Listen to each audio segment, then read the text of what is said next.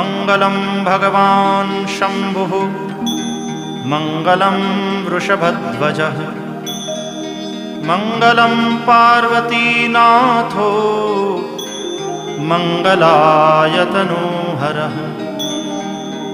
सर्वमङ्गलमाङ्गल्ये शिवे सर्वार्थसाधिके शरण्ये त्र्यम्बके गौरी नारायणि नमोऽस्तुते। अथ मन्त्रपुष्पाञ्जलिः।